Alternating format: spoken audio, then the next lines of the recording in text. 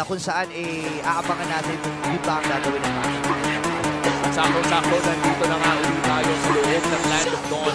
Renegade nag-division sa tatlo. Two-man knock-off to Lumino, one Fury! Ay, tatlo tinamaan doon, kasabay ng Dominated Descent.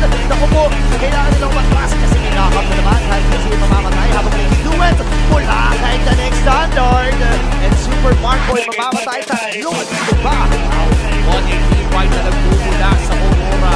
Yung knock-off na nanggaling kay Airborne ang gamit ko rin ng cancel. Sa kapitan na yun at si Black Pixie ba ay babagsak? No, no, no! Yan ang sabi ni Renegade. Na solo yung Shadow Kill. At kanina pa natin hina-highlight yung Shadow Kill na yan no? Hindi ka pwedeng mag-isa. Kaya lang ang problema, tatlo kagad kasi ito mo sa practice in break, siya lang inaatas para dumipes doon.